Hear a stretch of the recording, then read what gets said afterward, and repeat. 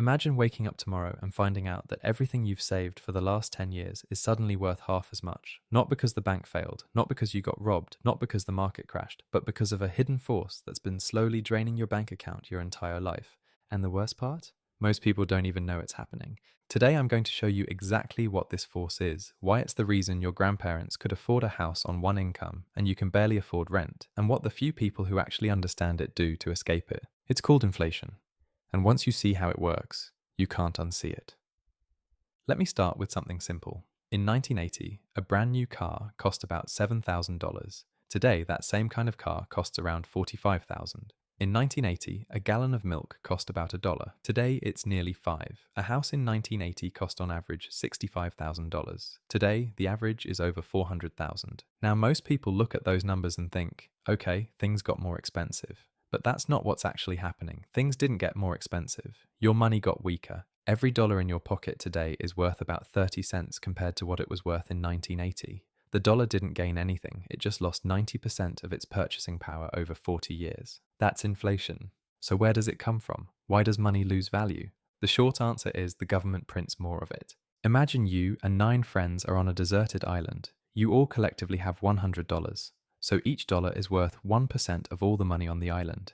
Now imagine the government suddenly drops $1 million onto the island. Your $100 hasn't changed, but now there's $1 million in circulation. Your share of the total money on the island just dropped from 1% to almost nothing. That's exactly what's happening to your savings every single year. In 2020 alone, the United States printed about 40% of all the dollars that had ever existed in history. 40% in 1 year. Your savings didn't disappear, they just got diluted.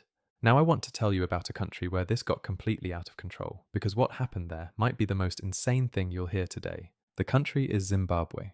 In 2008, their government had spent way more money than they had, so they did what governments do. They printed more. But here's the catch. Once you start, it's really hard to stop, because every time you print money, things get more expensive. So you need to print more money just to pay for the same things. And then prices go up again, and you print more. In Zimbabwe, by the peak of their crisis, prices were doubling every 24 hours. 24 hours. Imagine waking up and finding out that a loaf of bread cost twice what it did yesterday. People were carrying around bags full of cash just to buy groceries. The government had to keep printing bigger and bigger bills. First a $1,000 note, then $1 million, then $1 billion, then $1 trillion. The largest bill they ever printed was 100 trillion Zimbabwean dollars. At the time, it was worth about 40 US cents. People who had spent their entire lives saving Zimbabwean dollars woke up to find their life savings couldn't buy a loaf of bread. They didn't lose their money in a bank failure. They didn't lose it in a crash. The numbers in their bank accounts were exactly the same. The money just stopped being worth anything. This is the extreme version, but it's the same exact thing that's happening to your money right now, just slower. Now here's where it gets really brutal, because inflation doesn't hit everyone equally. There are winners and losers in this game.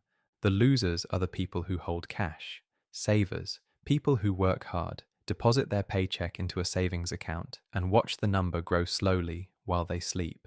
Those people are getting destroyed. Their bank gives them maybe 1% interest a year, but inflation is taking 3, 4, sometimes 7% away. So even though their number is going up, their actual wealth is going down. They feel responsible, they feel safe, they're losing. The winners are the people who hold assets, houses, stocks, businesses, land. These things go up in price as money loses value. So if you own them, you're not getting poorer, you're getting richer in dollar terms while the dollar shrinks. This is the secret that explains everything you've ever wondered about wealth inequality. Your grandparents bought a house for $30,000 in 1965. That house is now worth $600,000. They didn't get smarter, they didn't work harder, they just held an asset while the dollar lost value. Meanwhile, your friend who's been responsible and kept all his money in a savings account for the last 10 years has lost about 30% of his purchasing power without even realizing it. The system isn't broken, it's working exactly as designed, and it's designed to punish savers and reward people who own things. So what do you actually do about it? You stop holding cash beyond what you need for emergencies. 3 to 6 months of expenses in a savings account, that's it. Anything more than that is being slowly stolen. You put the rest into things that grow faster than inflation. Index funds, like we talked about last video, real estate if you can afford it, stocks of solid companies, even certain bonds designed to protect against inflation. The goal isn't to get rich quick. The The goal is to stop getting poor every single year just by holding dollars. Here's the takeaway. Inflation is not an accident. It's not a bug. It's the price you pay for living in an economy where the government can print money. It's been happening for thousands of years. The Romans did it. The French did it. Every empire in history has done it. The people who figure this out early end up wealthy. The people who don't end up wondering why they worked their whole lives and have nothing to show for it. You can't stop inflation, but you can make sure it stops stealing from you. There's one more piece of this puzzle though, because compound interest builds wealth. Inflation steals wealth. So which one wins? And what determines who wins between the people who get rich and the people who stay poor? The answer is something called real return. And it's the single most important number in personal finance that almost nobody talks about. In the next video, I'm going to show you exactly what real return is, how to calculate it, and why understanding it is the difference between actually getting wealthy and just feeling like you're making progress while staying broke.